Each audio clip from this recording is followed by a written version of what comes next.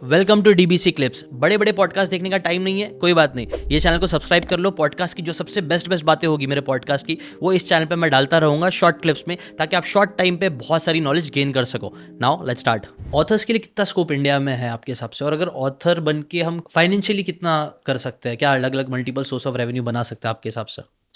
एक कहानी सुनाऊं आपको। हाँ तो विष्णु जी एक दिन लेटे हुए थे। हाँ। लक्ष्मी जी उनकी धर्मपत्नी है। हम्म। लक्ष्मी जी आप देखे होंगे ना, वो शेष नाग पे वो लेटे हुए हैं और हाँ हाँ लक्ष्मी जी हाँ पांव हाँ दबा रही हैं। हाँ।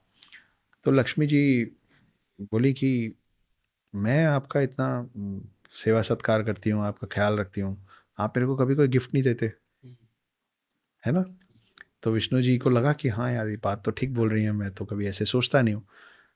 तो उन्होंने कहा, मांगिए, क्या मांगती हैं आप? तो उन्होंने बोला कि मैं जब चाहूँ, जिसको चाहूँ पृथ्वी में, इंसान को जितना धन धान्य देना चाहूँ मैं दे सकती हूँ। तो विष्णु जी ने बोला, तथास्तु, ये हुआ आपका गिफ्ट, लेकिन इसमें एक क्लॉज है। ऊपर भी ट्रीटी बनती है, अच्छा। ऊपर भी क्लॉज लगते हैं। हाँ तो उन्होंने बोला एक क्लॉज है। बोले क्या हाँ। क्लॉज है? बोले आप जितना चाहें, जिसको चाहे दे सकती हैं, पर मैं जब चाहूँ वापस ले सकता हूँ। अच्छा ओके। ओके, डन डील हो गया। हाँ। अब ये बात देवलोक पे फैली। हम्म तो ये फैल के पहुंची सरस्वती जी तक। हम्म तो सरस्वती जी को लगा कि ये तो फाउल है, हम्म। उनको गिफ्ट मिला, मेरे को भी चाहिए। हाँ हाँ। वो पहुंची विष्णु जी के पास। ओके। विष्णु जी और उनका भाई बहन जैसा संबंध है, हम्म। तो ये भाभी नंदन टाइप की फीलिंग अच्छा है ओके। ना, कि अरे मेरे मतलब लिए भी। मेरा कहाँ है। हाँ। तो वो पहुंची विष्णु जी के पास और वो हम्म बोली कि आपने लक्ष्मी जी को गिफ्ट कर दिया, मेरा मेरा गिफ्ट कहाँ है? तो फिर विष्णु जी को लगा बात तो सही है। बोले आप भी मांग लीजिए, आपको क्या मांगना है। हम्म। तो सरस्वती जी ने बोला कि मुझे जो भी देंगे ना, लक्ष्मी जी से बेटर चाहिए। अच्छा।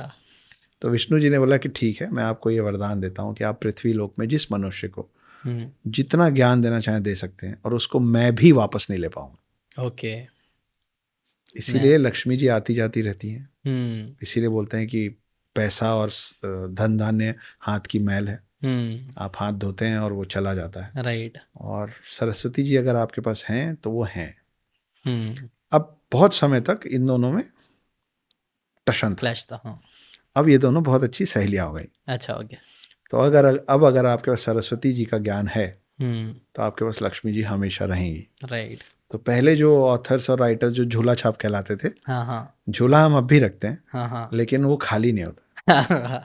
तो अब इसमें बहुत ज़्यादा स्कोप है। हम्म। ऑथर बनने में भी मेहनत बहुत है, नो डाउट। Obviously right. सिर्फ अमेजोन की बात करें तो 70 लाख से ज़्यादा किताबें ऑलरेडी हैं। तो हम्म आप समझ लीजिए कि 70 लाख लोगों के बीच में आपका कंपटीशन है, कम से कम। हम्म अगर आप इंटरनेशनल जाएंगे तो करोड़ों में हो जाएगा, हम्म। है ना। तो और लेकिन मेहनत तो हर काम में है। और अगर फिल्म इंडस्ट्री में अगर आप फिल्म लिखने आ गए हैं, और अगर कहीं आपका सिक्का चल गया, तो आप एक कॉरपोरेट जॉब में जीवन भर उतना नहीं कमाएंगे जितना आपको एक दो फिल्में देके जाएंगे। राइट। उसमें वो रॉयल्टीज ये सब चीज़ें भी होती है राइट। रॉयल्टी बुक में चलता है। राइट।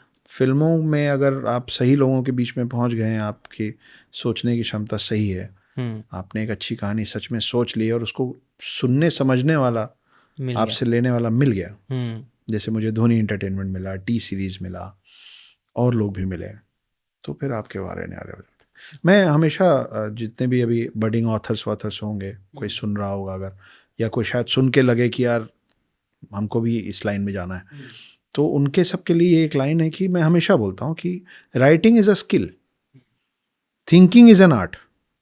तो हमको गलत बुलाया जाता है, हमको जो उपाधि दे रखी ना राइटर की, आप तो टाइप राइटर के साथ भी राइटर लगा लेते हैं, तो वो सोचने थोड़ी ना लगेगा। आप किसी भी लैंग्वेज को किसी भी और को सिखा सकते हैं, है ना। सेंटेंस फॉर्मेशन कैसे होता है, अल्फ़ाबेट्स क्या होते हैं, ग्रामेटिकल मिस्टेक्स कैसे होता है, ब्यूटीफाई कैसे करना है लैंग्वेज को, ये स्किल होता है। राइट। स्किल, कोई भी स्किल किसी को भी सिखाया जा सकता है। कोई भी art, nobody can teach an art to nobody.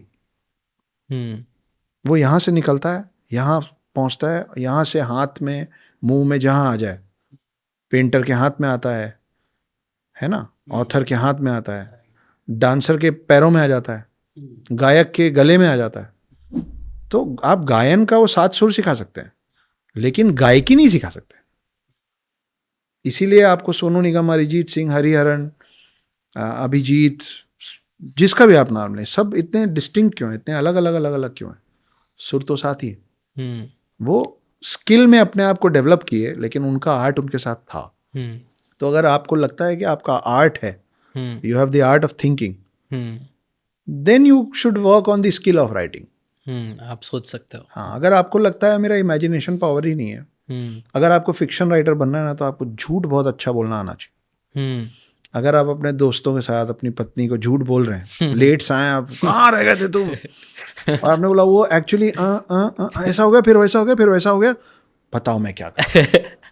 और अगर आपकी पत्नी या मम्मी ये बोल रही है कि अच्छा हाँ क्या बात कर रहे हो, हाँ कोई बात नहीं, कोई बात नहीं, खाना खाया, अगर आपने वो झूठ बेच लिया है वहीं खड़े खड़े इमेजिन करके, तो आप मान जाइए कि आप बहुत अच्छे फिक्शन राइटर तो बन ही सकते। मैं कह सकता हूँ बहुत सारे लोग अभी ऑथर बनने के सपने देखना चालू कर दें। और जिसको फिक्शन ऑथर बनना है वो झूठ बोलने की शैली में और प्रैक्टिस करें। हाँ। अगर आपको ये बातें काम की लगी होगी तो do check out the full podcast यार, जाके देखो, डिटेल में चीज़ों को समझो, तब ज़्यादा अच्छे से समझ में आएगा, ज़्यादा अच्छे से आप अपनी ज़िंदगी में चीज़ें अप्लाई कर पाओगे। Thanks so much and subscribe this channel.